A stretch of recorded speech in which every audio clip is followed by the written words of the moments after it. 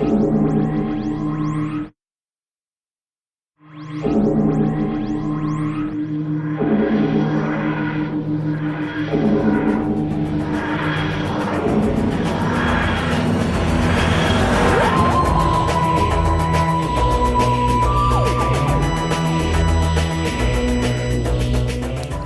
Who fans, and welcome to the Big Blue Box podcast. My name's Gary. My name's Harry. My name's Maria. My name's Matt. And my name's Jordan. And welcome to the December Roundtable.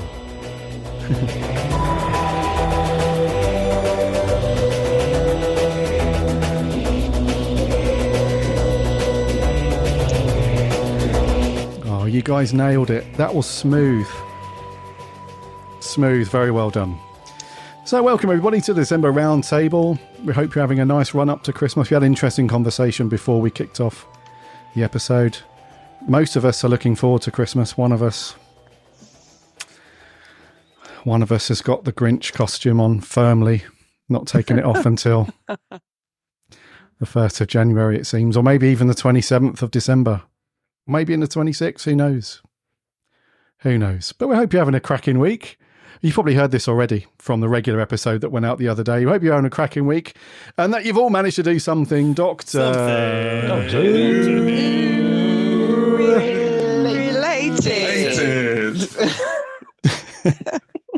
related. Very good. And as people have been pointing out, you bloody well have been doing something Doctor Who related. As we had the second special on at the weekend just gone, and that's what we're going to be talking about in our review segment of the December Roundtable. So we've got a couple of little newsy bits to talk through, which we'll chew the fat on that, and then we'll get straight into our review for these guys. So Adam and myself on the regular weekly episode, we've already done the Star Beast and Wild Blue Yonder. So I'm going to be passing the buck. No. It's not. That's a negative thing, isn't it? I'm not going to pass the buck. No one's done anything wrong. I'm going to pass the baton to these guys, and we'll get these guys' thoughts, because these are the true stars. Let's be honest. These are the true stars of the Big Blue Box. Without these guys, it would just be a shadow, a shell of itself without this lot. So, yeah. So let's go around and see how you all are. Harry, how are you doing, buddy? I'm doing all right, thank you, Gary. Doing all right. I am so happy that all of Doctor Who pretty much is on iPlayer. I've been diving into all of that. I finished Evil of the Daleks, watched that for the first time today. Interesting story. The anniversary was great fun. Apart from the Daleks in colour. Nah, I'm just kidding. Steady. It was all right. It was edited not very well in my opinion, but the colorization was a real treat. It was lovely. That was something to behold. A visual spectacle for sure. And I'm happy Doctor Who's back on the TV, as I'm sure we all are. It's a good time. Good times indeed. Welcome aboard, dude. Maria, how are you? I'm good, Gary. I was gadding about recently, went up to Riverside Studios. That was at the beginning of the month. That was a really nice event that we went to. Kind of finished off the year in, quite a nice way with, some of these events. I've been to quite a few of them now, and, the DWAS ones are always really interesting because you get people perhaps that you wouldn't meet at other events. So, they always manage to get really good kind of stars to come along. And the queue for David Bradley to autograph things was huge. So I had a really nice chat with him. I didn't realise he actually comes from York, which is, I've got some relatives up there. So we had a nice little chat. He was really nice, really friendly. So I was gadding about doing that. And then I obviously watched the Daleks in colour, which I enjoyed. I think I enjoyed the first half probably better than the second half, but you could tell it was really heavily edited. So it kind of lost a little bit towards the end because they chopped it up a little bit, but it was still enjoyable. It was good to, see it colorized. Although I did note that Barbara had a bright pink blouse on, which I couldn't take my eyes off, but she was actually wearing blue in the actual studio. So that was a kind of strange decision to kind of, give her a pink blouse. But yeah, I was kind of mesmerized by the color. Really, they did quite a good job actually colorizing it. So, so that was, obviously that was lovely to see on the screen, on TV. And, obviously we're going to talk about our, current series as well. So, it's been really fantastic recently. You feel really blessed as a fan, really, with all the content that there is, and obviously all the stuff on iPlayer and some of the other stuff that they've been doing for the anniversary. So it's a good time to be a fan, I think, at the moment. It is, yes. It sounds like you've been up to loads as usual, which is good. Yeah, very cool. Gadding about, as you put it. I was gadding about. Oh, and I went to the Quiz of Rassilon, which was the first time actually when I went to the Riverside Studios. It was the first time I'd done the quiz, and Adam was there, so we kind of teamed up as a team representing the Big Blue Box podcast. We didn't do too badly actually, because there was only two of us, and some of the other teams had a lot more players, so we came in the middle rankings. So I wasn't too unhappy with that.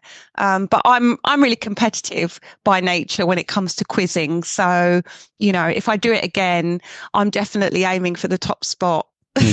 Oh, so you've got to aim for the top one. If you aim for second or third, you'll only ever get second or third. So shoot for the top. Exactly. If you shoot for your limitations, you'll always reach them. So shoot for the top. Defo. Nice. All right, cool. Matt, how are you, dude? What have you been up to? I'm very well, thank you, Garry. I've been up to quite a bit of Doctor Who related things. I just echo Harry and Maria. It's just an awesome time to be a Doctor Who fan. It's just everywhere, and honestly, you can't get away from it. But it's just not a bad thing. It's just amazing. And I don't know about anybody else, but the amount of people that know that you are a bit of a mad Doctor Who fan are now saying, did you watch Doctor Who? I watched Doctor Who, and they haven't watched it since David Tennant left. And they come back and they were like, wow, it was really cool. I have to give this a watch again. The amount of people that have come up and said that, it's it would please Russell's ears, and it certainly pleases mine. It's just a lovely thing to see. Nice. In terms of Doctor Who things, a couple of weekends ago, the Star Beast weekend, I had the best Doctor Who weekend ever. Obviously, Thursday we had the Daleks in Colour, and then the Adventure in Space and Time with the new ending, which was just a joy to see. And then roll on Friday morning, and the BBC release this adventure with Doctor Who in lights and on the water in Cardiff, and I thought, that's really cool. What an excuse to go to Cardiff. I love Cardiff, and I especially love Cardiff Bay, and I thought, why not? So I texted the missus and I said, fancy a trip to Cardiff. She's just got back into Doctor Who, like mega style, so she was up for it. And then, by Friday evening, we were Friday afternoon, we were on our way to Cardiff, watched the water light show. It was amazing. And if anyone hasn't seen it yet, you can get the Discord link for the podcast Discord, where there's a link to the video that I took, so you can watch that there. And it was just brilliant. And then, of course, over in the Senate building, you had the TARDIS prop and a Dalek prop, which was just lovely. It just so much Doctor Who experience vibes came back. You just see it, taking photos with the with the TARDIS and the Dalek. It was beautiful. And then, of course, doing all the things that you have to do when in Cardiff Bay. I went to Yanto's Shrine, Torchwood Tower, the bay itself. And then on the way back, I thought, where I've never been and I really want to go. And I just think it'd be childhood dream was Sarah Jane's house. I found it. It was amazing, and you get to it, and it's just so surreal because you go to Cardiff and you see Torchwood Tower, and it's amazing first time, and then it's just really cool. First time you see Sarah Jane's house, I was 9 years old again. It was amazing, and then I thought, I don't want to be one of those guys that just takes pictures without permission. So I went up, knocked on the door, but of course I did that. Same front door. I was 9 years old again. It was amazing. Same front door, same doorbell that Clyde rings. It was brilliant. Anyway, the guy that lived there was lovely, and was more than happy to let me take some photos. It was just a great time. Look at his little face. His little face. You can't see it, listener, but he's made up. Look at him. I'm so happy. So happy. I didn't realise that Sarah Jane's house was actually filmed. That it was actually filmed in Cardiff. For some reason, I thought it was filmed somewhere else. No, it's up there, isn't it, Matt? It's up just outside of the main sort of city area. Yeah, so it's just outside of Cardiff, heading. I forget the place now. But heading towards Barry Way, I believe, but about 15 minutes away from Cardiff Bay. So it's in like a residential area, and you come into all of these lovely houses, and then Sarah Jane's house is just on the corner of one of these streets, and then just next to it is Maria's house or Rani's house, and it was like stepping onto the set. It was amazing. But yeah, I'm grinning like a Cheshire cat here because it was so wonderful to bring that joy of being 9 years old again and watching Doctor Who for the first time and just having all of these amazing experiences. And I haven't, I don't want to get into that, but I haven't felt that way in quite a while. And that experience was just so back. And then, of course, we had the Star Beast, and we'll get onto that later, but it just icing on the cake. Great weekend. Oh, Matt, that sounds hearing amazing. you talk about this is just bringing me so much joy. It's infectious.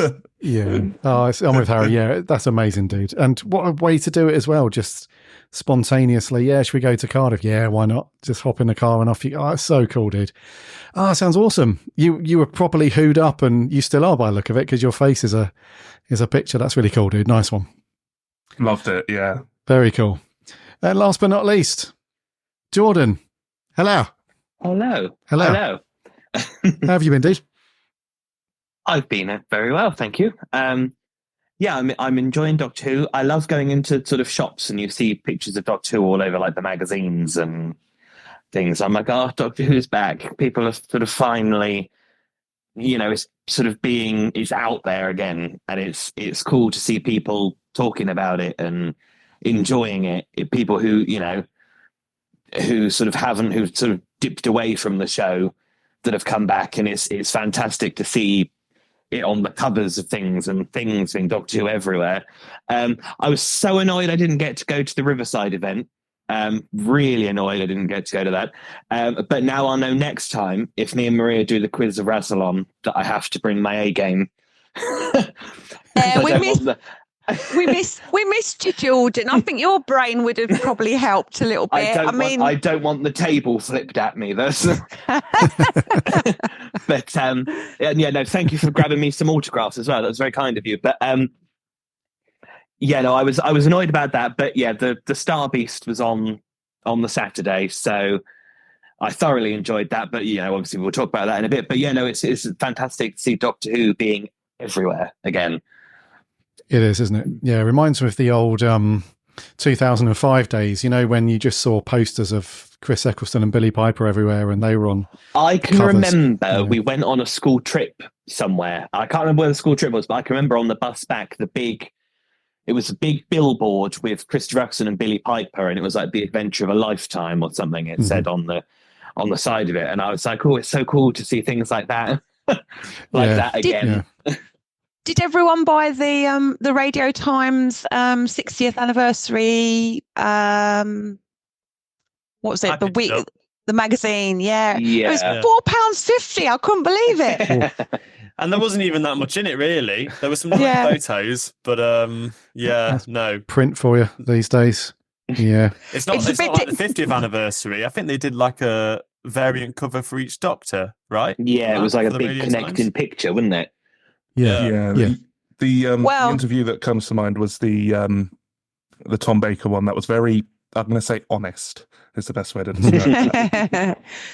I was going to say it's not like the 20th anniversary, because the Radio Times actually did it was a complete magazine all about Doctor Who, and it kind of covered that first 20 years, and that's I think that's a collector's item now if you can find it, but yeah, it was a little bit disappointing. They didn't put that much in there for the 60th anniversary.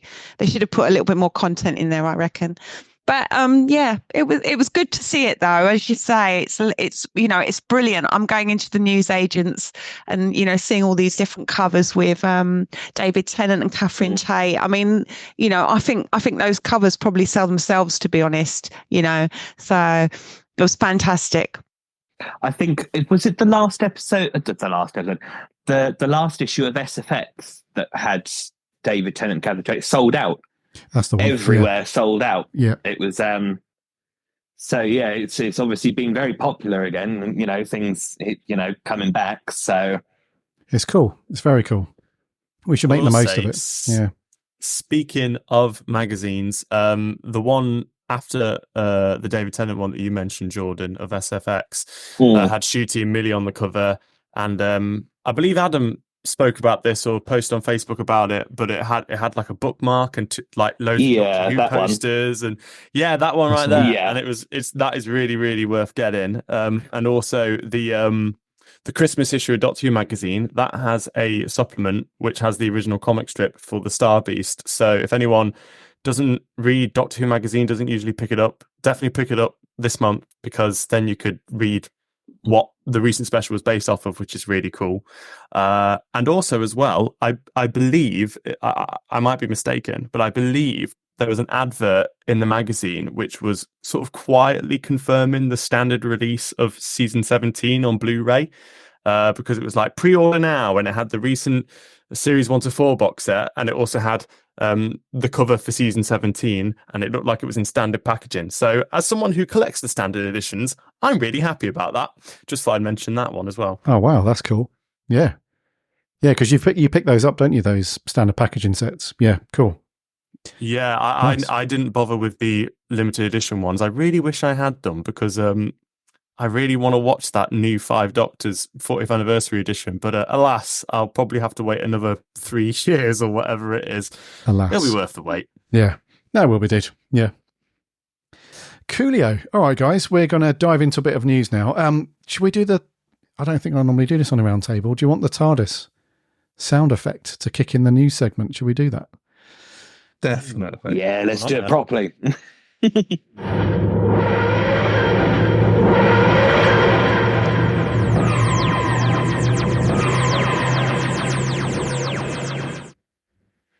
There you go. Very nice. Right. First bit of news is Christmas single coming up based off of the show for Children in Need. So let's not go too hard on this one. It's for charity. It's a good cause. But in the upcoming Christmas special, I don't want to jump ahead too far because we haven't got the third special out of the way, but the Church of Ruby Road, the Christmas special, there's going to be Goblin. There's going to be a character in there called, is it the Goblin King? I think is a character from that episode. Is it the Goblin King? I think it is. And one would assume that there are other goblins. Yeah, there is. There's loads of goblins. There's a whole family of them. There's loads knocking around. We're going to get a Christmas single called The Goblin Song, imaginatively titled The Goblin Song. And it's going to be released on, Harry did tell us earlier, when is it going to be released? The 11th? Yeah, Monday the 11th of December. And it will go out on BBC Sounds, and it will also be available on Apple Music, Spotify, Deezer, all of those kind of streaming services as well. And we've got a little bit of blurb on this from Murray Gold. He says, I don't like these goblins, and you won't either, but they have agreed to donate everything from their song to BBC Children in Need, so let's not give up on them. Claire Hoyle, who's a Director of Income and Management at the BBC Children in Need, said, we're delighted to continue our long-standing relationship with Doctor Who, and we are so grateful for their support for this Christmas single. And lastly, Russell T says, we're releasing this as an early Christmas present for everyone. And if you want to see how the Doctor and Ruby escape from the Goblin King at the end of the song, you'll have to watch on Christmas Day. He's a tease. He's a tease. So, we all found this quite hilarious, really, when we had a quick recap before we recorded. But, like I said, on a serious note, this is all for charity still, which is very cool. And Doctor Who seems to be sort of back in the saddle, so to speak, in terms of its Children in Need contribution and so on. So you guys, what do you reckon to the Goblin Song? And will you be listening via streaming? And will you go and buy the physical CD from the shops? Yay or nay? The silence speaks volumes. Yeah, okay, I'll go first. I mean, I didn't know that there was going to be a charity single. She did I mean, fair play to them. If they want to try and get people to open their purses and buy it, fair enough. I mean, charity singles are a bit of a blessing and a curse, really. I mean, the blessing is obviously it's for charity, but the curse is they're normally not very good. So I'm not going to say that Murray Gold. I mean, that Murray Gold's music isn't going to kind of elevate it or make it something fantastic. He listens. I've bought charity singles before. I mean, I bought the dreadful one that they did to save Doctor Who, when it got cancelled in the 1980s.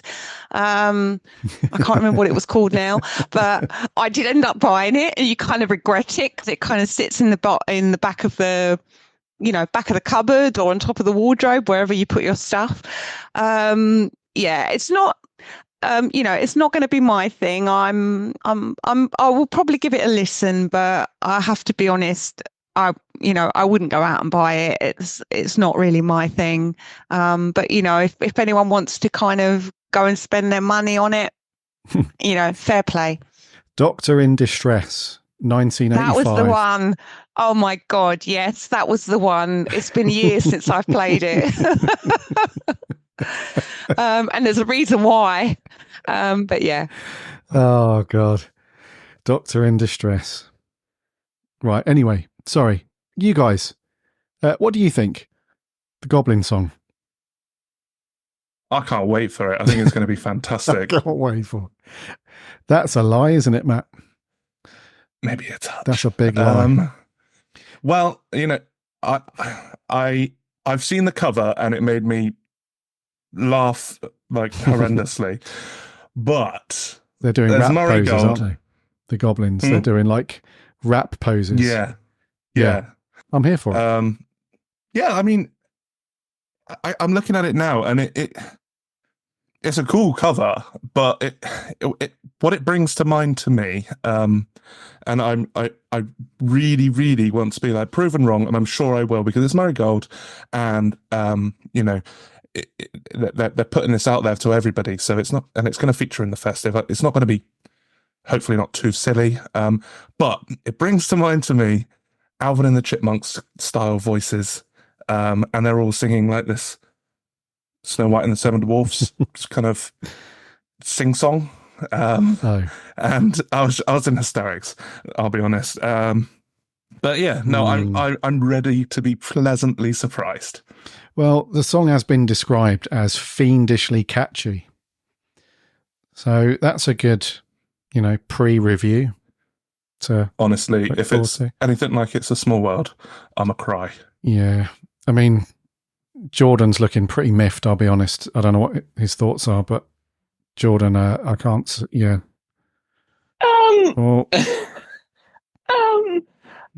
I mean, probably in the episode, it will probably be fine. But I think it's sort of something that's kind of out of context. You think, well, I don't really know what's going on. Yeah, I definitely get sort of Alvin and the Chipmunks vibes. I'm assuming Russell's going for like, is it Gremlins when they come out and they sing New York, New York? Yeah, Gremlins 2. Yeah. Oh, that's it. Yeah. So I'm assuming that's the vibe that he's going for. Yeah, no. If I buy it, I'll wait for it to be cheap on Amazon, and then no one can see my face as I buy it. But, Good plan. but Good plan. if it's on BBC Sounds, I might listen to it with my headphones on and just see what I make of it. Yeah. But You know what's going to happen? You know what's going to happen? As soon as this launches, we're going to have this on repeat. And we're going to say, isn't the Goblin Song just amazing? It'll probably be fine. It'll be one of them things that's like, oh, actually, that's quite good. Yeah, Harry, what do you reckon? Yeah. The thing is, right? The thing, Lovely that they're doing this for charity. the thing is, That's really cool. And I believe that Shooty and Millie are also going to be singing in this, and like singing in the episode, which I think is just delightful. But if it's rubbish, then because the thing is, what it makes me think about is when like I'm watching Doctor Who, and like especially like if it's like a Christmas special, and there's like other family members around who don't normally watch Doctor Who, but they know that I'm obsessed with it, and but actually the episode is awful, and I feel really embarrassed. Like I kind of feel like people who like aren't into Doctor Who and hear this song like are going to think, oh, Doctor Who, that's a bit of a like cringy kind of show. Like if the song is rubbish, I mean, the song might be great, but realistically, it's not going to be Bohemian Rhapsody, right? So like, I do worry about it like having a sort of adverse effect, and I hadn't thought about until now what the Goblins would sound like, and that just fills me with kind of even more dread about it. But yeah, I don't know. It's something different, so I'm just going to try and focus on that, because I like that, as we've seen in the specials, which we'll talk about shortly, and like with this like musical element that like Russell's introducing, he seems to be kind of doing like more experimental things with the show. So that's something really positive. But yeah, I don't know whether this is a good idea. We're going to have to see when it comes out. Yeah, it's one of those things. I've just got visions of kind of, because I'm assuming it's not aimed at, my age group. I'm assuming it's aimed at a younger audience. So I've got visions of like younger children kind of pestering their parents and saying, please go and buy the single, go and buy it. So maybe that's the demographic they're going for, because it sounds, Goblins is, it's kind of in that area of kind of fantasy, kind of, I don't know.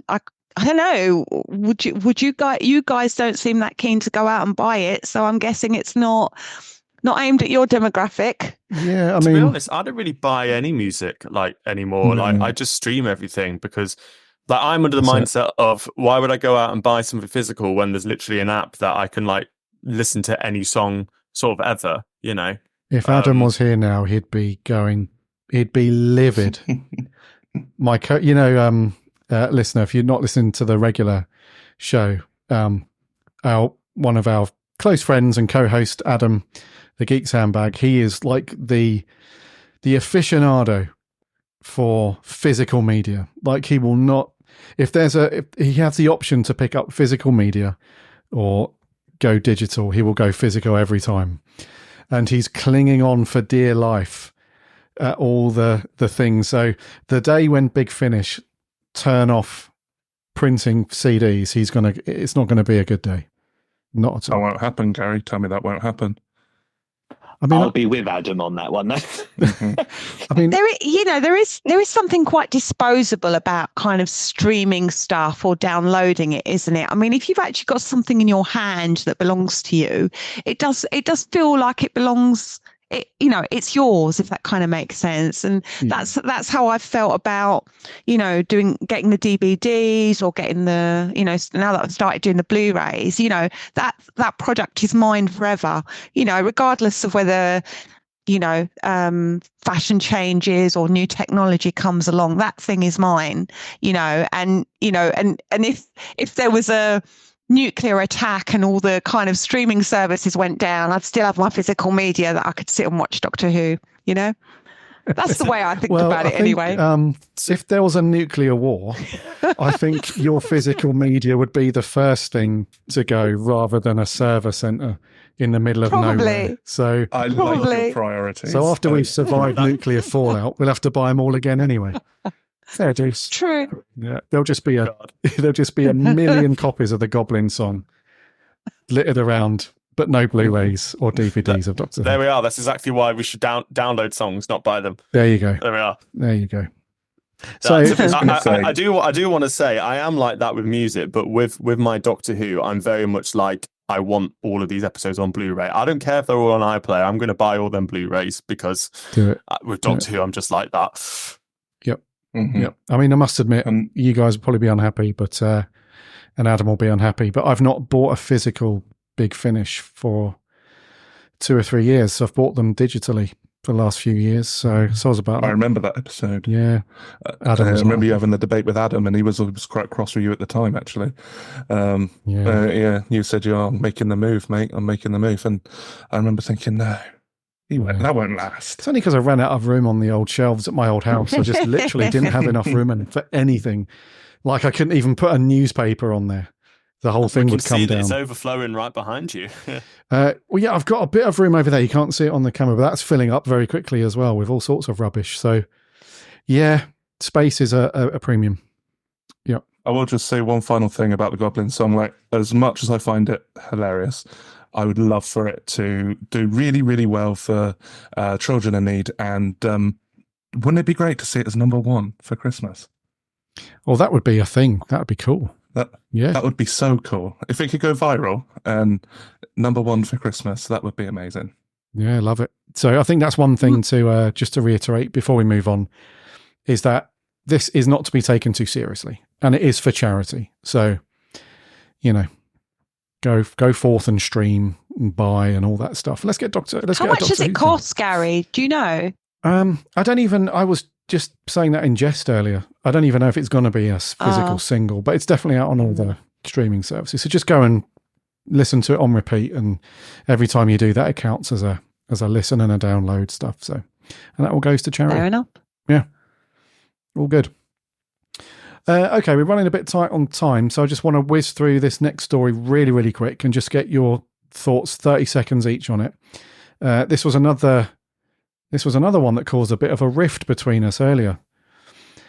It's almost like we've all had a few drinks, somebody says something, and there's a bit of a fallout, and we're okay, but we're not, but we're okay, but we're fine still. It's all good. So the next animation to be hitting the shelves at some point, I assume, in the next, I don't know, 2 months, 3 months, whatever it might be. Don't know.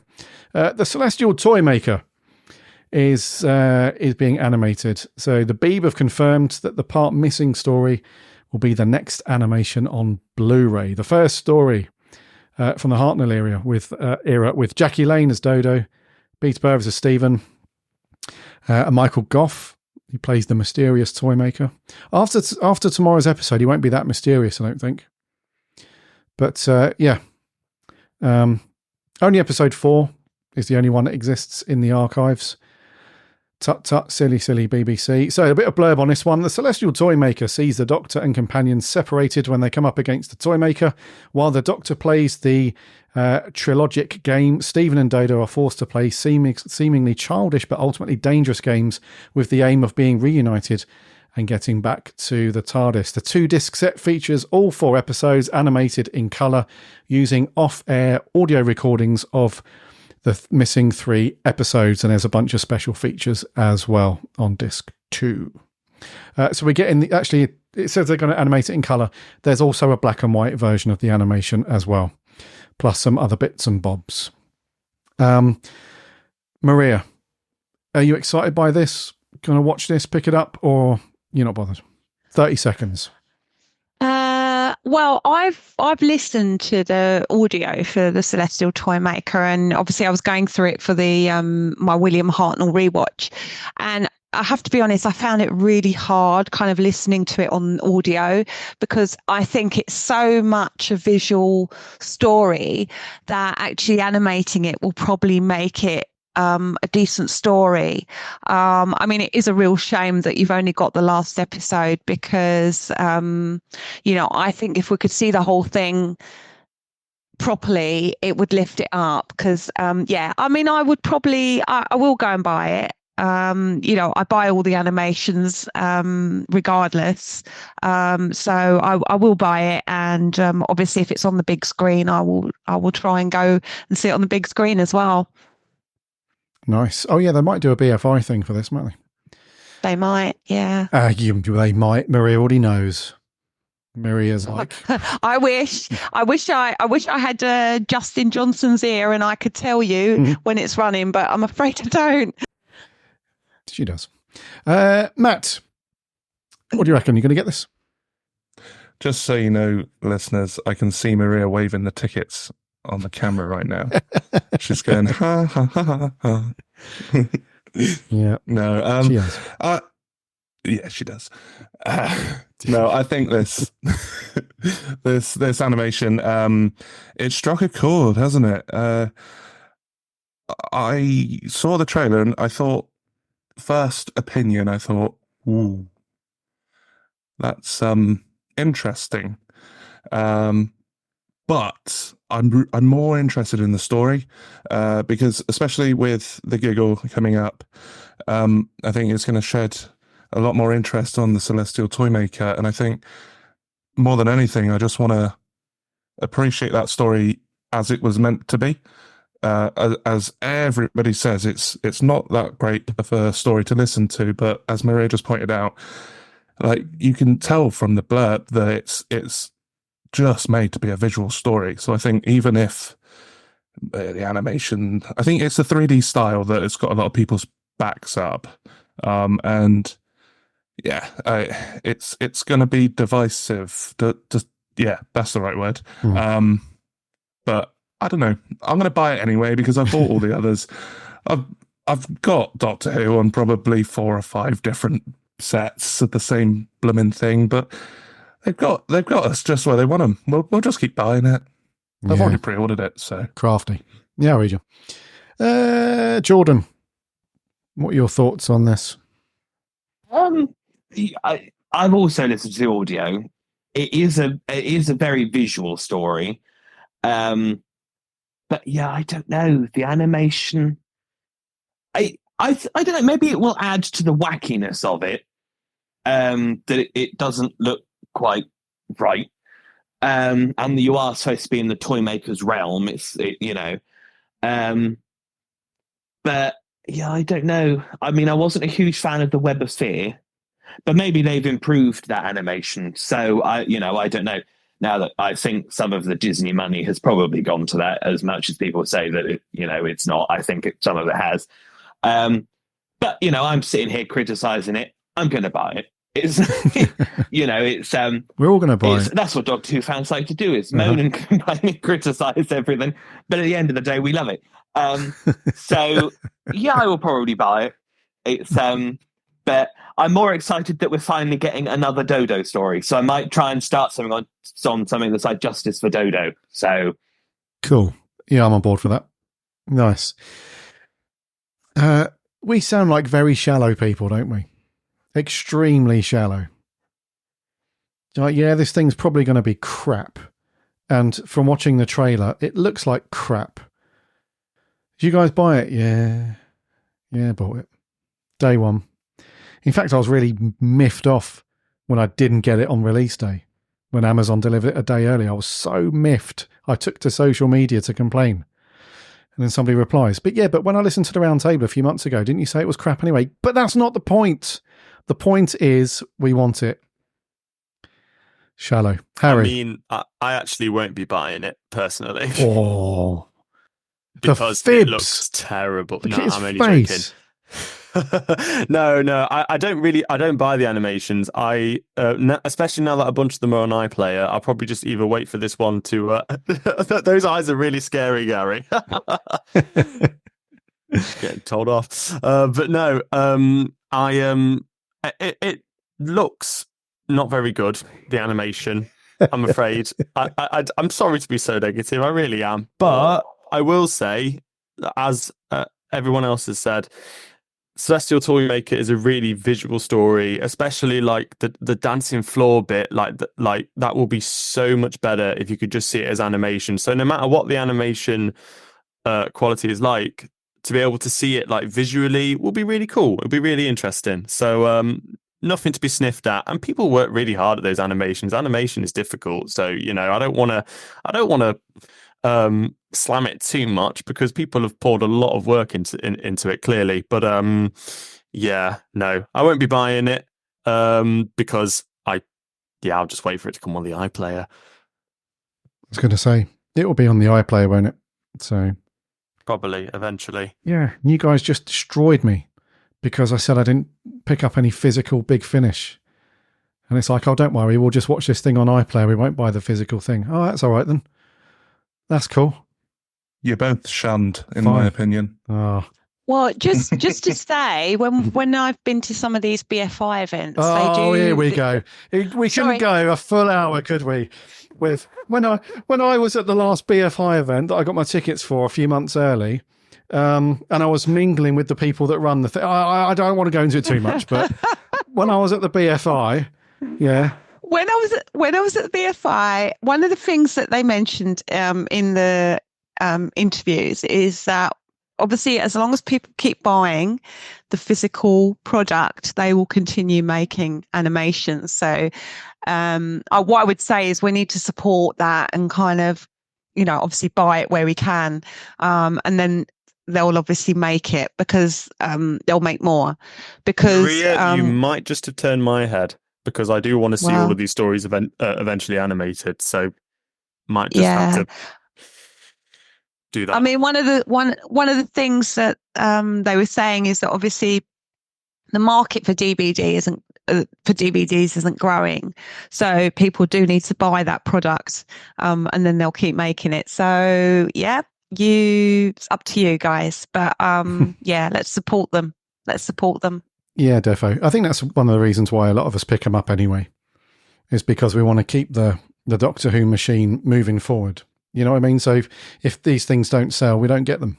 So we have to, even if we're not 100%, like with some things, it's like, oh my God. Like when everybody went nuts for the 60th Blu-rays that they announced a few weeks ago. Even if nobody saw the final artwork for the cover. Nobody knew what was going to be on them. But everyone was like, yes, let's order these because they'll be amazing. It's like, you don't know what's on them. Yeah, but they'll still be amazing and they'll still look great. That's the kind of thing that's really cool, actually, in Doctor Who fandom, is like people will just be, let's keep the machine and the train moving forward. Because as soon as you put your foot on the brakes, everyone's like, well, sorry, not everyone, the people at the BBC and presumably Disney, they're like, well, no one's buying it. So what's the point in putting money in to make it? It's simple maths, really. The thing is, right, if I'm considering buying series 1 to 4 again on Blu-ray, then I could probably justify. I mean, look at that. That's gorgeous. It's gorgeous. I got mine downstairs. It's lovely. Oh, I just want the massive dopamine rush. Harry, it's got a lovely cover. And the discs inside, mate, these are lovely. These are like really... Oh, dude. Go and... I think Harry's the most well-off person out of all of us at the minute. He's had so many shifts at his job. Just go and buy it. Actually, better idea. You don't have to spend a penny. Say to your better half, look, I've seen this thing, right? I want it at the top of the list. That would be cheeky, wouldn't it? Especially with all this money that I'm apparently getting, Well, that's the thing. You can buy her an equally impressive present, but at least your one's going to be a Doctor Who present. So when you're like conversing with people, especially other Who fans, are like, do you get anything Doctor Who related for Christmas? Yeah. Well, you just sussed out the only reason why I got into a relationship, Gary, so that I could get someone to buy me some snazzy Doctor Who Blu-rays. You've not realised this for so long. Now the light bulb's gone off.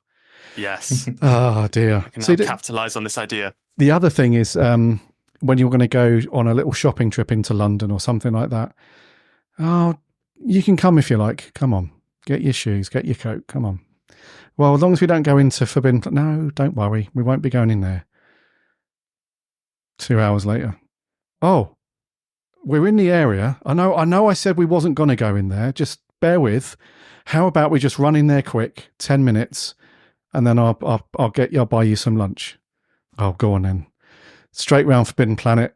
£100 later, job's a good one. That was the aim of the day in the first place. It won't be lunch. It will be like a Lord of the Rings Funko Pop. That will do it. And then I will get my Doctor Who series 1 to 4. Oh, okay. Yep. And as she's buying it, she'll be like, "But it's all on iPlayer anyway." Yeah, but that's not the point, is it? It's not the point. You could even surprise her. Just buy something and not tell her, and then later on she'll be like, "Oh, it's the one ring to rule them all. I already have it." Yeah, but have it again. Yeah. I buy things again, you know. Yeah, exactly. Over a Chinese later. Buy Doctor Who like 2 or 3 times. I don't mind. Yeah. It's all good. Wow. Well, I didn't forget you, darling. I wasn't expecting us to develop that story for that long, but there we are. There you go. Yeah. And when she kicks off, just save What? it. Save the present for when, it's getting a bit tasty. And you're like, look, I wasn't going to get this now, but I bought something for her out the other day. Did you? Gimli. Job's a good one. Job's a good one. All right. Megan definitely needs to listen to this one. Yeah. Hi, Megan, if you're listening. Hi, Megan. Play the game. Just to save Harry's ass a little bit, everything that's been said was my idea. Harry has no participation in the manipulation. It's all good. Right, let's crack on, shall we? Because we're waffling. Maria's left us. It wouldn't be an episode, would it, without Maria just buggering off just for 5 minutes and then coming back whenever she pleases. What is she like? It's like she just, swans in and out of the BFI like she owns it. And then she swans in and out of the podcast like she runs it. I mean, fair play, I suppose. It's like Mrs. Badley's Christmas pudding. It's exactly like like the same, would it? Oh, guys, we need to listen to that, don't we? That's a great Christmas story from Big Finish. It's on my to-do list. Oh, yes. I need to listen to Chimes of Midnight. Oh, it's a cracking story. Harry, you've not listened to it, have you?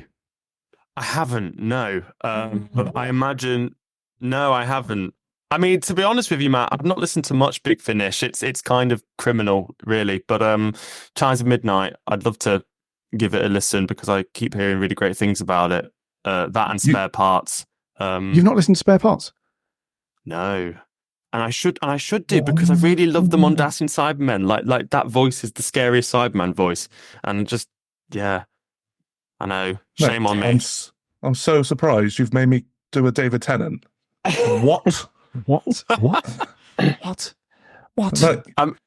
My plan is, once I've done this massive Doctor Who marathon, which will probably finish in 5 years' time, I'll then go into the extended media, read all the books I've never read, listen to all the audios, and but that's no good. You need to listen to Chimes of Midnight now for Christmas. Yeah, I'll do it as a tonic after I've listened to the Goblin Song. If it's rubbish, I'll be like, it's okay. I've got Chimes of Midnight. I'll listen to that. Good job. Because Christmas wouldn't be Christmas without Chimes of Midnight. No. That is correct, Jordan. Christmas. Yes. I understand your feelings towards that, Harry, but sod that. It's $2.99 on Big Finish. Go and get it. Listen to it. You'll thank us later. It's amazing. Sure.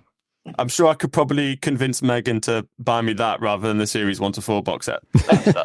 It's do both. It's Christmas. Why not? Oh, babe, you didn't have to get it for me, but thank you. That's a lovely present. Thank you. Right. Maria's back, so we better crack on. Let's get through this bit quick. So, review time. The 2 specials so far for the 60th anniversary. The Star Beast first. Let's not dwell for too long, but I'd like to get your guys' key thoughts on some of the. Let's do some of the things that you really liked about the episode, and then just a couple of things that you thought they may have done better.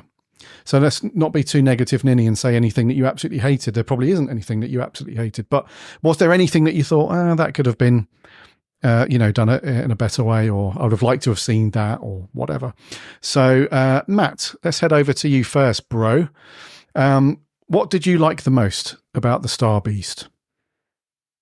Oh, it was the whole package was just from start to finish. I was on the edge of my seat. And so, for the first time in a long time, so was my better half. We were both sat there grinning for the whole 60 minutes. The instant David Tennant and Catherine Tate came back, it was on our screens. It was just like they'd never been away. The chemistry between those two, you can tell that it's not just on screen. They have such a chemistry as friends, as actors as well, that it works like no other. It's just that there's a reason that they're always voted the best Doctor and companion, and it's hard to argue because it's right there in front of you. And if viewing figures, and we don't do viewing figures, we don't take them too seriously, but they've got a point. It 7 point something is the biggest audience in 5 years, I think. The episode itself looks absolutely beautiful. We say that we've said that since the Doctor Falls, and the Jodie's run, and it's just looked beautiful. But it looks beautiful. It just does. What else have I got? Oh, Sylvia's performance. The Jacqueline King's performance, I should say, of Sylvia was lovely. She played that, especially the kitchen scene. It was, it was really, really well done. I would say I was torn when I saw Shirley Bingham come in as Unit's scientific advisor, because I thought her performance was amazing, and I think the character, played by Ruth Madley, is brilliant. But I desperately wanted to see Osgood back because I think she's just a phenomenal character. If they could have a way of having both, I think that would be the cherry on the cake for me. But the biggest thing of all, I think, for me, was I didn't have a clue about the Star Beast comic, and I don't know how, but I never got it spoilt for me that the Meep was actually the baddie. So that reveal just landed perfectly as Russell wanted it to with me. I was jaw on the floor. It was, what? This so cuddly and cute Meep is just now this blatantly evil, kind of weird looking furball that wants to take over the world. I didn't see that coming at all. And Meep was just beautifully done. I could talk about it all day. Especially the new title sequence. Mate, honestly, just the whole thing. Just the only one negative that I do have, and it's not really a negative, it's not the monologue itself at the beginning, it's just the background they put on David Tennant.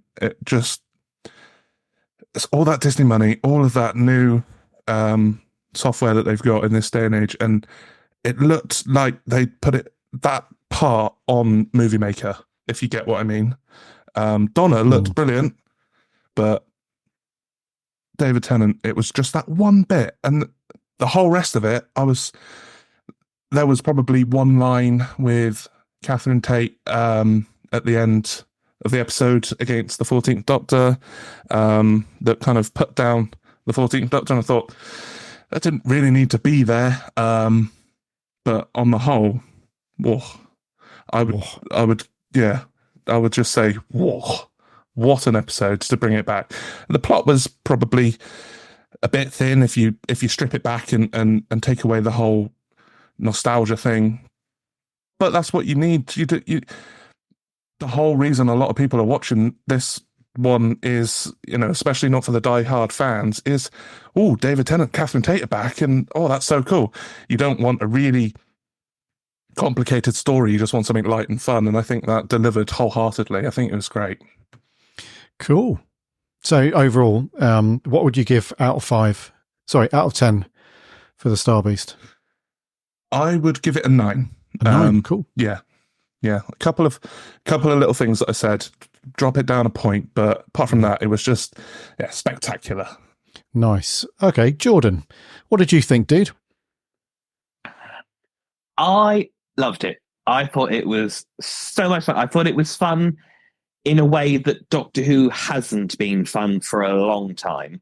And that's not, I'm not Chibnall bashing and I'm not sort of Jodie bashing, but it was fun in a way that it hasn't been for a while. The Meep, oh my God, I loved the Meep. It was, I mean, me and my sister were watching it, and there were bits where we were crying with laughter. When she's in the house and she's like hanging on to Donna's leg, and she's like, "Get off me, you space rat!" And Sylvia's losing her mind. None of this is real. And she's like, "Please, pretty lady." It was so funny. It was brilliant. I've never read the comic, but I knew that the Meep was evil.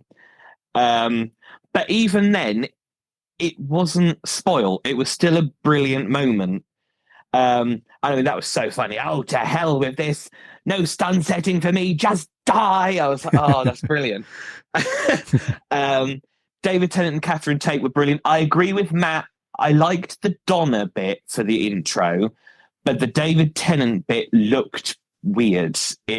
I think because it looked like he was stood in a room, and then he wasn't floating in space. He was standing in space. And, you know, yes, there were a couple of clunky bits here and there, and that, you know, but I just thought on the whole that it was a hell of a lot of fun. And I think at the end of the day, Doctor Who can be bad. It's when Doctor Who is boring, and I don't think that was boring. I thought I really enjoyed it. Okay, another good one. So, out of 10, I would give it a solid 8 out of 10. An 8. Cool. Okay, Yeah. dokie. Maria, the Star Beast, hit us. Okay, so oh my gosh, there's so much to say about this episode. I mean, I was kind of thinking, you know, Russell T Davies, he's got sort of a really difficult job to kind of, he's bringing back two beloved characters. You know, how does he get the audience to kind of come back in? And I think the tone of this was just fantastic. You know, I loved the bit where at the beginning, you know, David Tennant just kind of wanders out of the TARDIS, and he's got that swagger, and he's kind of walking into the market, and then, you know, he obviously goes to help Donna, and then, you know, Russell T Davies doesn't hang around. You know, he kind of just sets the scene straight away, and, you know, off we go on this adventure. And, you know, they are pure gold together, David and Catherine. You know, they just bounce off each other so much. There were so many things I liked about this. I mean, I did love the first half an hour probably better than the second half. I think up to the point where the Meep turns evil, I absolutely love that first half. It just set a really beautiful kind of tone to the episode. You know, you had that humor in the kitchen that Matt was talking about. I mean, I love that scene. And, you know, Jacqueline King is, you know, she's superb as Sylvia. She's just kind of denying everything, and it's just so funny to watch. You know, and Catherine Tate is so good as Donna as well in those scenes. There was so much I loved about it. I mean, there was things like, for instance, you know, you've got David Tennant with the sonic screwdriver, and he's creating the screen.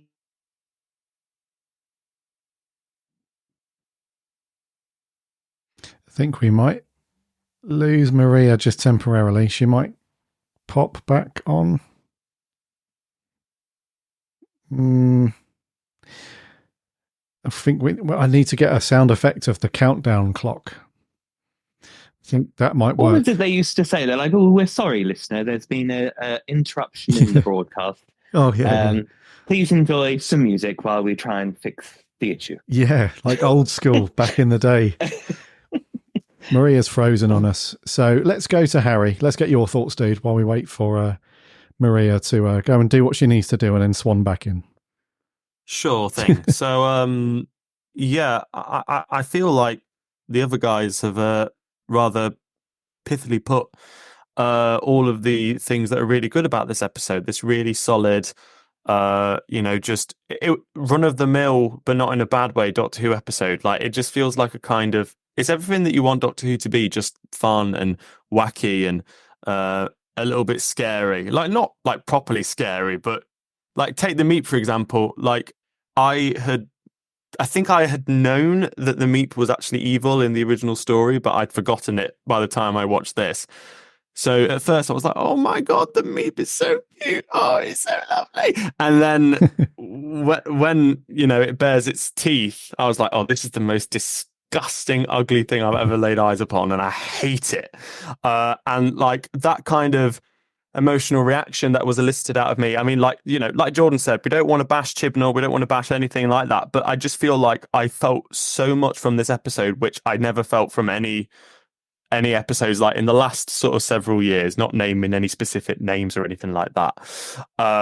So I was invested, I was excited, it made me laugh, it made me emotional, like little tiny moments, like when the Doctor thought that Wilford died, and like the transphobic treatment that Rose was getting, and when the Doctor thought that Donna was going to die, all these like little micro moments of like drama, which like just really made me feel like, just, I wouldn't say choked up, but like just a little bit like, oh God, that's kind of that's emotive, and it was nice. And unlike other first episodes of like a new showrunner, obviously Russell's a new showrunner, but he's not really, because he's like kind of coming back.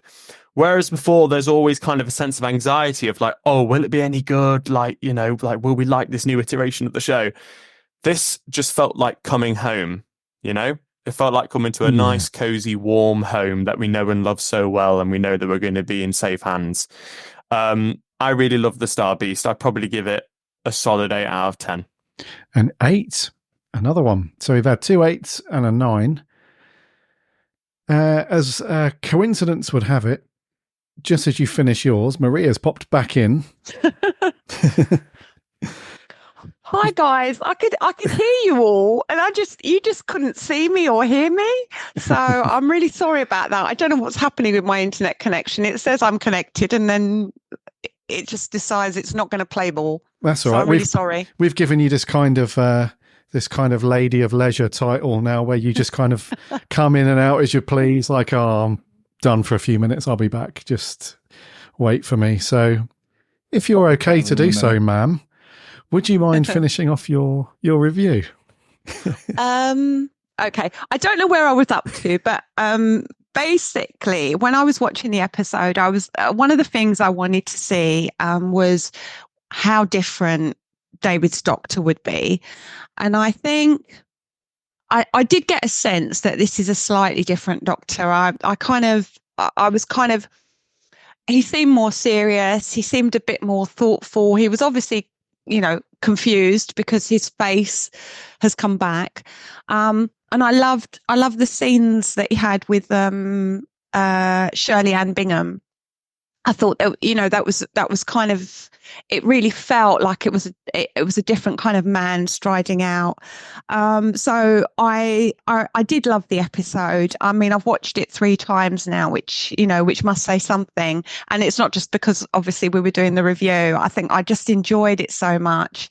There was lots of funny moments in it that I loved, and that humor that was in there. If there was a couple of things that I kind of wasn't really quite satisfied with, I suppose, I would have to say that Yasmin Finney, I did find her a little bit wooden. I know you kind of said it, Garry, in the podcast with Adam, or Adam might have said it, but I kind of, yeah, I think she probably wasn't as strong as I'd kind of hoped for. And the other thing that I found a bit strange was all the stuff about the dagger drive. I mean, why would the Meep build a spaceship that actually uses a dagger drive that can be reversed and everything just goes back to normal? So the road kind of fixes itself magically. So I think those were the only 2 things that I kind of didn't quite like. But overall, I really enjoyed the episode. There was so much good stuff in it. I mean, I loved the two wraiths that were chasing after the meep. They've got those English accents, which were quite funny. And there was one bit where they were actually flying around, which I thought looked quite good as well. So there was lots of stuff I loved about it. I mean, it's just set the right tone. It felt very family friendly, I suppose, and very kind of warm and welcoming. So, which is what I was kind of hoping for. Although saying that, I didn't really have any preconceived ideas about the episode. But it actually left a really good feeling watching the episode with me. I see. Okay. That's pretty positive. You've seen it 3 times as well. That's pretty sweet. And what would you give it out of 10? Well, I think I'll stick with what I originally thought before I'd seen any of the other episodes, and I kind of went with an 8 because I thought it was a pretty good episode. I mean, there was a couple of niggles that I had, but yeah, I thought 8 was a strong score for it. I see. So all 8s then, apart from Matt with a 9. So some positive scores there. Nice one, guys. Let's go straight into Wild Blue Yonder then. Exactly the same thing. Just some of the things that you liked about it. Maybe a couple of things that you... I imagine this is the one that's probably going to throw up a few more things on the other side. So, who wants to go first? Who's going to go first? I'll go first. Harry. Nice one, dude. Okay. Same thing. What do you reckon? So, besides the fact that, as yourself and Adam, Garry, spoke about in the episode that you just put out, it doesn't feel like a 60th anniversary special, and I feel like there was a certain element of expecting more nostalgia-related things, and then like the episode not delivering on that. Aside from all of that stuff, like this episode's legacy, I think, is going to be that it's a really genuinely unnerving sort of bottle episode where it really tested David Tennant and Catherine Tate as actors, and it showed like what the production team could do. I mean, yes, some of the CGI looks a bit Star Wars prequel-esque, and some people would absolutely hate that. Prequel. I personally, feel like, especially that bit in the corridor, like, and like the car with the Doctor and Donna went by, and you could tell that the Doctor and Donna were like fully CGI in that car. That was so Star Wars prequel-esque, but like, I mean, Disney money, of course, but I feel like, it was so ingenious. They were trying like so hard to put on a good show with it. And, and aside from the CGI, the practical effects looked amazing. Like the Doctor's arms, like, holy hell, like they were like real effects that they built, like mechanical arms that David Tennant can put his real arms into and move and operate the fingers. Like, it sounds really weird talking about it, but like, they built that for like a 2-second scene, and like, that's so cool. And, I just, honestly, like, as a standalone episode, like, beside like the kind of, it didn't really meet the expectations that I had going into it. Like, it just felt really refreshing to be like genuinely quite unsettled by an episode of Doctor Who, like now as a 23-year-old. Like, I've not felt like that genuinely from Doctor Who for so long, because there's Jordan Peele's movie Us. I find that a very unnerving movie, a very scary movie, like with some really striking imagery. And that's what I felt this episode had. It was that idea of like your doppelganger relentlessly pursuing you, and like the scary imagery of like Donna's like long arm and her vacant stare, and and the Doctor's arm. I thought it was great. I thought it was, it was just refreshing to be genuinely scared. If I was watching this on a sofa, which I wasn't, I'd hide behind it. Yeah, well, that's a pretty good yardstick. The whole behind the cushions or behind the sofa thing. Okay, so it seems like you really like this one, dude. What would you give it out of 10? Oh, I'd probably also give it an 8 out of 10. I Yeah. think. Okay. Some people are comparing it to Midnight. I don't think it's quite in the heights of that. It's not quite as visceral as Midnight was. And it didn't shake me to my core as much. It was just it was more creepy than it was scary. But Gotcha. yeah, a solid 8, just like the Star Beast. They're just really solid episodes so far. Just can't really complain too much. Okay, makes sense. Let's go to Jordan. What did you think to Wild Blue Yonder? So I've seen this one a couple of times. First time I watched it, I wasn't overly keen on it. It was sort of one of those ones where I thought, I don't really get what the point of that was. And I still don't particularly get what the point of it was. But then maybe that is the point, is that you're not supposed to get what the point of it was. But when I watched it again, I think the day after, it was like, with family, we're watching it. And I was like, actually, do you know what? It is pretty good. I agree with Harry with the Us comparison. And it was kind of also giving sort of Event Horizon that kind of, it had shades of Event Horizon in it. If I had done it, I would have personally gone more into the Event Horizon way of doing it. I think what really let it down for me though was the CGI. The bit where they're in the corridor, I thought that looks okay. There were bits that you could tell that it, wasn't CGI. When they were actually on the physical set, it looked fantastic. But there was like the bit where David Tennant bends over and contorts and his face is in his crutch and it sort of doesn't look it looked fuzzy, though it didn't look like it had been sort of edited very well. But I liked that because it was kind of like The Exorcist, where she crawls downstairs backwards, and there were, you could tell where Russell had taken his horror references from. Although I didn't think that he was going to kill Donna, there was a moment at the end where I did feel my soul leave my body a little bit, because I thought, oh my God, are we going to go into the giggle and it's going to be her evil doppelganger? But I thought that effect looked very good when the ship exploded at the end. I thought that looked very, very good. But yeah, no, I enjoyed it, but it's one of those stories I don't know quite where I stand on it. Okay. So you enjoyed it, but maybe it will take a couple more rewatches. Yeah, I mean, I felt the same with stories like Blink and Midnight, where at the time I was like, I didn't really enjoy it. And then sort of as I've rewatched them, I'm kind of like, actually, I can see why people like it. And I've grown to like Midnight more than I did originally. So yeah, I'm hoping one day I will enjoy this one a lot more. But yeah, no, I'll read you. Okay, and then out of 10. I'll give it a 7. A 7. Okay. Yeah. I see. Okie dokie. That's not a bad score though. Still, that's pretty good. I gave it a 7 also. So yeah. Matthew. Hello. What do you reckon? Wild Blue Yonder.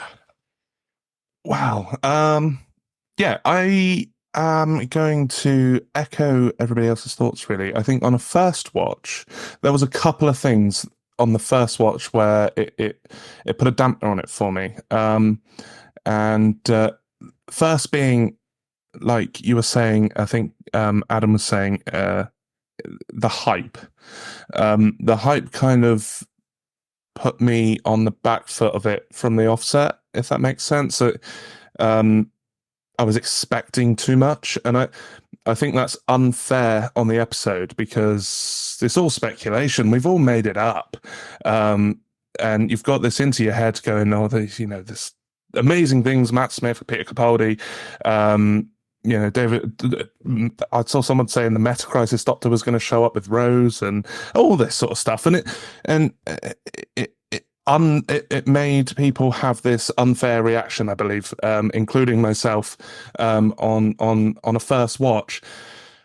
Second thing was I don't know how people watch this, but I watched it on BBC One HD, and I thought I was going mad until somebody, one of our members of the Discord server, said yesterday that they had the same issue, that I couldn't barely hear anything. I thought I was going mad over the music. I had the volume at, I think it was near 50. Normally we have it at about 18, and it was at near 50, and I could barely hear what they were saying, what the actors were saying. The music was fine, even a bit loud, but it was like they were all talking like this, and I couldn't really understand what they were saying. So much so that I didn't understand the whole Mavity thing at all, because on the first watch I couldn't understand what they were saying because I had one ear pointed towards the telly almost all the time. So on a second watch, enough with the bad thoughts. On the second watch, it was amazing. I watched it on the iPlayer, and I watched it last night in preparation for this, and it was it was just brilliant. I think the whole horror vibe that went with it. I've just kind of got into horror myself after sort of adamantly avoiding it for so many years, and I think it was brilliant. It is a lot of the horror moments that are in it are so cleverly done, and like Jordan was saying, you can see where Russell gets his ideas from other movies. I especially loved the Exorcist kind of esque David Tennant, and I didn't really think the CGI was bad at all, but maybe I'm in the minority. But I said to my better half, as soon as they walked out into the long corridor, I thought, oh, look at that. That looks ace. But I don't know if I'm in the minority there, but I just thought you could tell the money's gone into this. No, I don't know. But yeah, I thoroughly enjoyed it. And I think the absolute pinnacle for me was Sir Bernard Cribbins, Wilfred Moll. As he's a diamond. He's just been so special to me, and as he is to a lot of people. To see him back, I won't tell a lie, I was a blubbering mess. At the end of the episode, I was just tears streaming down my face. It was beautiful. To have that as his final performance is bittersweet. Obviously, his health was not good enough to do I think Russell was saying he had more planned for him, but it just wasn't quite well enough to perform those. But yeah, that was just beautiful. Yeah, it was, dude. So did the bit literally just after they saw Wilf, because that was quite an emotional bit, and that was very cool to see that. Did you guys think that was a good lead in to the next one? Because one thing that we will say, I don't know how you guys felt about this, but the second one, like I said in the review earlier on this week, I felt like that it wasn't really anything to do with a celebration of Doctor Who, this one. It wasn't a, if you know what I mean, it like the first one, the Star Beast, felt very much like, okay, this is the start of a 3-part epic that's going to be very Doctor Who. And I'll be honest with you, I did expect to see a few other faces. I thought we were going to see some other people in it in the first two, but this second one definitely felt like it was just, I think I've put it as it was a great isolated story. But I think if you watch the three of them together, if you sat down on a Sunday afternoon and watched the 3 60th specials, the middle one would probably feel the most disjointed because it only throws in a couple of little references here and there. But at the very end, because I give them their credit, I think it's going to sail nicely into the third one, because you have all the stuff just going bonkers as soon as they've met Wilf and they've got that bit emotional bit out of the way. The plane falling out the sky, the whole thing going on. So, again, just really quickly to wrap this up, are you guys looking forward to tomorrow night's episode, The Giggle, or are you sort of lowering your expectations and just seeing how it goes? Harry, go on, dude. I'm sorry, did Maria give her thoughts on Wild Blue Yonder? Oh, you didn't? Cool. Oh. No. Soz, Maria. Go on then. Go on. I've been dematerializing constantly. Yeah, sorry, in and yeah. out of the round table tonight. I'm really sorry. Cheers, Harry. Yeah, just thank you, Harry. Yeah, no, just to give my quick thoughts. I didn't watch it live. I got caught up doing something else, so I had to watch the episode later on my laptop. And I suppose my initial thought was, "Wow, this is weird," but I really enjoyed it. I thought it was a great episode. I loved it. I've watched it twice, and I've seen lots of other people on YouTube, obviously reviewing the episode. So I've seen other clips and lots of different clips from it. So I feel like I know it quite well. And yeah, it was an isolated episode, I suppose. But I didn't go into it with any expectations. You know, I didn't know anything about any of the rumors or anything like that. So I just went into it cold and just took it for what it was. And I just really enjoyed it. I thought it was such a clever premise. You know, I always find those stories where people are isolated out in space quite unnerving. And I love some of the effects. I mean, you know, when you had the effect of the arms and then you had the jaw and then you had the giant not things, you know, that was all quite fun. I really enjoyed it. And I loved some of the emotional beats in it as well. You know, there's you know, both Donna and the Doctor are reflecting about, you know, what happens, you know, if they don't get out of this adventure. You know, they're stuck out in the middle of, well, not in the middle, on the edge of the universe, you know. And I loved all of that, you know. And oh God, there was a really funny bit at the end, you know, when the Doctor gets rid of the knot thing that's Donna, and he opens up the TARDIS and she just slides out. That was just one of the funniest things that I've seen. That just cracked me up so much. And I love that bit of the, you know, I know they kind of left it quite late to rescue Donna, but I just love the anticipation of that, because you didn't know for sure if he was going to come back.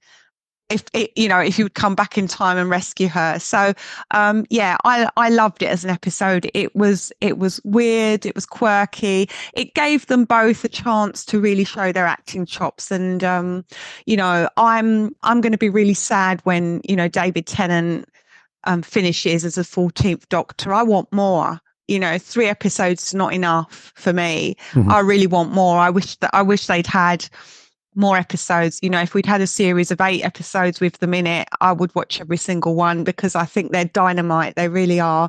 I mean, I know we've got a new Doctor around the corner, but I would love to see more. I mean, with regards to the giggle, again, I haven't really watched anything about it. I've kind of purposely stayed away because I don't want to know what's going to happen. I'd rather just see it and kind of make my own mind up as I watch it. So I'm looking forward to it. I think it may. Obviously, we've got a regeneration in there somewhere. So, you know, there's going to be a lot of exciting stuff in it tomorrow. So looking forward to that. Coolio. And what would you give out of 10? Sorry. What would I score it? Yeah. It's really hard. I'm debating whether to give it an 8 or a 9. I would probably say, oh gosh, this is hard. 8.5. 8.5. Let's go down the middle. Okay, yeah. That's a great score. Right, so I think in terms of scores for everything, the average, I think, for the first one is probably an 8. And then the average for this one is probably an 8 as well, I would say. So a couple of good scores from you guys. I expected like the odd 6 in there, the odd 7. I thought at least one of you was going to be like, do you know what, Gary? I didn't want to come on, really, because I didn't want to talk about it. But I'll have to give you a score anyway. But no, very cool. And cheers, Harry, for the heads up there. Sorry, Maria. Just got away with me a little bit there. Got excited. So you're looking forward to it. Jordan, are you looking forward to... This is a stupid question to ask you guys, but are you looking forward to tomorrow night's episode, The Giggle? I am. I'm really looking forward to it. I think out of all the three, this is going to be the one that is sort of the 60th special. You've got the Toymaker, that's your old monster coming back. Units coming back. Obviously, you've got David Tennant and Catherine Tate. There may or may not, because I don't want to spoil it for Maria, be a companion that's coming back. Or maybe possibly a couple coming back. So I think that is going to be your sort of 60th anniversary one out of the three. True. But I am looking forward to it. Cool. And you can blame Disney Plus for the trailer that spoiled the fact that a certain companion is coming. Oh, yeah. But, yeah. Bloody Disney. Oh, can I just mention one more thing that I liked about the Wild Blue Yonder? There was a bit that David Tennant did with the salt, and then at the end of the episode, he's got a premonition of something bad's coming because he's kind of he created a superstition at the edge of the universe. So I'm just thinking, obviously we know the Toymaker is coming back in the next episode. Is there a wider, grander plan, that kind of feeds through these episodes? I'm just wondering if there is, because at the moment they seem quite separate, but I'm wondering if there's things in them that, are due to the Toymaker. So I'm just going to throw that out there. No, that's a good point. Yeah. Yeah, we also picked up on that. There was a couple of things that happened or were mentioned a couple of times throughout the episode that you thought, is there more to that? Because they're throwing it in there more than once. And that was one of them. Okay, cool. Matt, are you up for the giggle, dude? I mean, you're up for a giggle all the time, anyway, mate. You're a very happy, laughy, bubbly guy. So, but in terms of the episode, the giggle, are you up for it? No, I'd probably just wait for Strictly to come on, I think. Yeah. Yeah. Same. Yeah. No, I don't even like Doctor Who. I just come on here because it's a giggle. It's one big ruse. He's not even a fan. He's just doing it because there's nothing else to do. It's all my missus, and she's just shy on the camera, so I do it. But she's holding up cards off camera. Say this. Yeah. Say this. Yeah. It's like a scene out of Love Actually every month. No, I can't wait. I've tried, like Maria said, I've tried to avoid, especially the 2-minute scenes they seem to be putting out towards the end of the week. And I've definitely avoided this one because I just want to just go into it with I'm trying not to have so much expectations. I've got expectations. I'm trying not to have them. It's like eating the wrong thing. It's like I'm trying to be good. I'm trying not to, have that extra chocolate bar, but also it's really tasty. So I'm probably going to have it. But, I think it's just going to be fantastic. I think whilst we've been recording, this is hot off the press. Well, for us, by tomorrow or whenever this gets released, people would have seen it. But they've released a video of Russell saying basically, watch this live. If you possibly can, watch it live because it's going to explode on the internet afterwards, and it's got to be pretty substantial for this, with secrets, for this to have Russell put out a video saying please watch it live so it doesn't get spoiled for you. So I don't know, I'm very optimistic of all of these things that I keep hearing may come to fruition, and if they do, I will be a very, very pleased boy. Nice. Very cool. Okay. And Harry, are you like Matt? Can't wait. Here we go. Have some of it, or are you a bit like, catch it later? It's on streaming after all. Not going to buy it physically, so whatever. Oh, actually, I will be getting the 60th anniversary steelbook. I'm such a hypocrite, honestly. Oh, so you are buying some physical Who? Yeah. Oh, okay. Yeah. No, I want to get back into. I've not bought a new series DVD in a few years, so I really want to get back into that to feel that fuzzy nostalgia. But yeah, the giggle, really excited. I'm going to be at work tomorrow, so I'll get back from work, kick back, relax, and enjoy some Celestial Toymaker madness. I mean, Neil Patrick Harris just looks so. He seems so devilishly delightful in that role, and it just looks like an absolute hoot. So, yeah, I'm really looking forward to it. But above anything else, like above potential cameos, or the fact that I'm sad that David Tennant is leaving us again. And I want Shooty's first moment to be absolutely perfect. Above anything else, please, can they just get rid of those horrible panting noises in the closing credits, because they are the absolute worst. Oh dear. I was going to mention that actually in the Star Beast. That's the one thing I didn't like, was the panting noises. I'm like, Murray, what's going on in the orchestra room there? I think it's a didgeridoo. Who thinks it's a good idea? Didgeridoo? It's a didgeridoo, I think. I think that's what they've used. Doesn't sound like a didgeridoo to me. It sounds like a lot of people deep breathing, and it does make you wonder what is going on in that orchestra room. Sounds like what is in that water that he's been giving? Do you know what, guys? I was going to reference somebody very, very inappropriate then. Maybe don't do this. No. Those of you old enough on this one to remember, there was a certain artist that used to do a kids show called Cartoons Club, and he used to do like a load of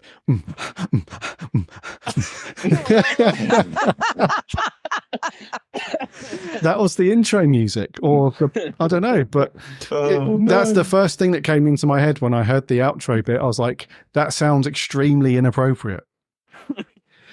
But yeah, I mean, I'm with you guys. It's a bit weird. Yeah, just get rid. It's horrible. Yeah. I haven't noticed that. I didn't notice it the second time, but the Star Beast is definitely there. Yeah. All right. As soon as the credits roll, mate, and the theme kicks in at the end, it's like, what the hell is that? And you can tell immediately what it is. Closing credits as well. Like, it's not in the opening credits, but in the closing credits, they just, it would be a really good idea if we just had a bunch of in this, like, it's just, who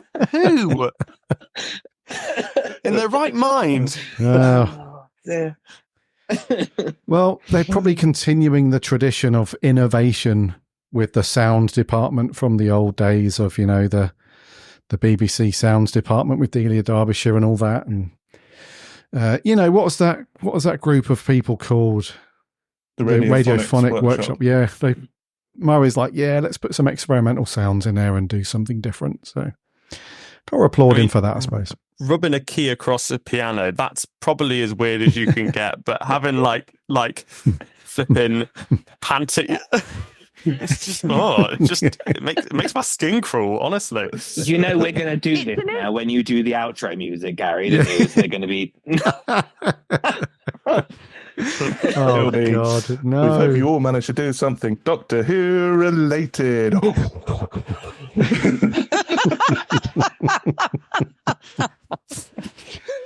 Oh God! You guys.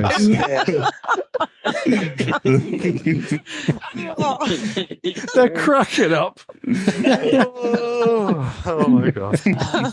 Oh God. Right. I'm very sorry for inciting the hysterics. It's got to that point in the evening. We're just gone. We've lost it. I do think it's a didgeridoo, though. I do think it's a didgeridoo. They've obviously used some kind of instrument there. I don't think they would have anybody kind of, Dude, I don't think they have. I don't think it is a didgeridoo. Because that's like, that's the Australian thing that's like very, very deep. I can't even do an impression of it. It's like, I don't know. Do you know what I mean, guys? It's like a real deep, Matt's like, Gary, don't do it. I wouldn't even dream of trying to replicate. I can't even do the impression without sounding like the person that you were talking about on that kid's throat. It's kind of throaty, isn't it? Yeah, very deep. This is more like like a certain previous 80s, 90s artist program child entertainer person.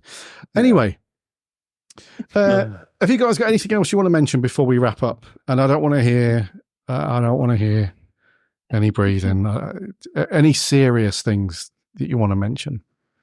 No, you good? I would say the music on, apart from that piece aside, the music, absolutely lovely to have Marigold back. It's I think something that Harry said earlier that sums it up perfectly. It's like coming home.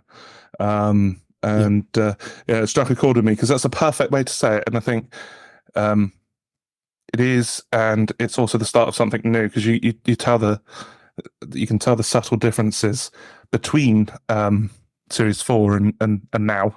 I think that's perfect. Indeedy. Yeah, you raise a good point. It was cool having... I felt Marigold's music more in the Star Beast. I felt that was more classic Marigold Doctor Who rather than Wild Blue Yonder. I thought that one was a little bit more, and rightly so, a little bit more creepy, atmospheric. Suited the story a little bit more. Can I mention something? Of course. The opening titles. I was watching them when I was watching the episodes again, and I've noticed there is a little bit, I don't know if you've noticed it, there's a little bit of shudder in one of the shots. The TARDIS is kind of bouncing off and going through the cosmos and the clouds or whatever it's doing. It's kind of bouncing around, but there's one little bit where the camera or whatever they're filming seems to shudder, and I just noticed it, and I don't know if it was my TV or my laptop, but I'm going to have another look again. I just want to say I love the opening titles, but I kind of noticed that when I was watching it. I mean, I don't know if anyone else has got any thoughts about the opening titles, but I can't say I've noticed that, but you guys might. So when it bursts through. I'll have to have another look again. But yeah, it was a really weird thing, because normally it's kind of very smooth as it's moving, as they're doing all the kind of moving of the TARDIS, and it just looked really weird because it kind of seemed to shudder. But anyway, that might have just been my TV, so I'm not saying anything.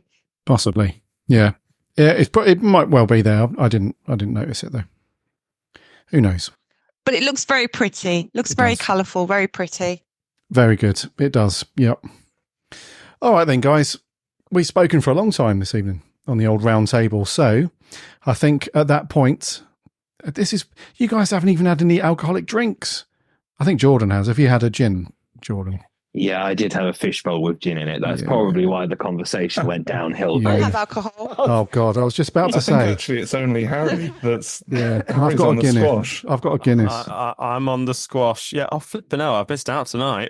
I've had a newfound love of Bailey's hot chocolate. Oh, it's lovely. Oh, that sounds So nice. I like a good Baileys. Gary's making a horrible face there, but try it, because I did that face, and a colleague I work with has it every few days at Christmas, and he kept banging on about it. I tried it. Oh, get some marshmallows, some squirty cream.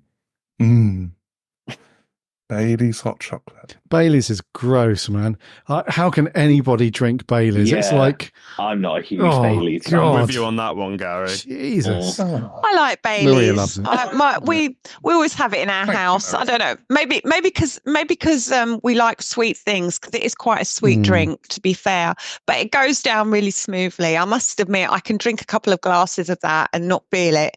So, it's quite good. Yeah. If you were brought up on it, if you drank it as a child as well, probably helps. Start young. Oh, right. We are putting a pin in it there for sure. That was the December Roundtable.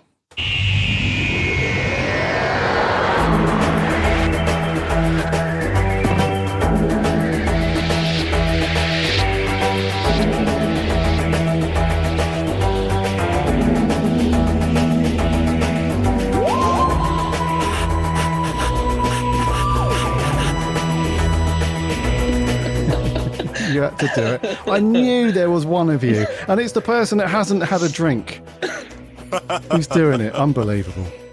Thank you very much for coming back and listening to another roundtable with this lot. It was very cool to have you here. Harry, thank you very much, dude. Thank you very much, Gary. I always love these ones that we do at the very end of the year. They've always got a nice merry feel to them. So it's been wonderful. Thank you so much. Merry Christmas, everyone. Indeedy, yes. Matt, it's been cool, dude. Oh, as always, Gary. As always, it's such a pleasure every single time to have such nice Doctor Who conversations with such awesome people. And yeah, as Harry says, Merry Christmas, everybody. And I hope you enjoy the giggle as I will. Thank you very much. Maria, thank you as always. Oh, thank you, Gary. I was so excited. I really wanted to talk about these 2 episodes. So thank you so much. And bar humbug, everyone. And Jordan, thank you very much, dude. Thank you, Gary. I've enjoyed myself. Yeah, and it's nice chatting to everybody. And yeah, Merry Christmas, and a Merry Christmas to all of you at home. Very cool. So, thank you very much. And if you like these roundtable episodes, make sure you are following or subscribing on your fave podcast app of choice. Do a search for the Big Blue Box. You'll find us on there. Or head over to the website, bigblueboxpodcast.co.uk. You can listen there. Plus, you can check out all the articles and reviews from this lot as well. So get stuck into that. Until the new year. We're going to do this. Ready? Take care of yourselves and...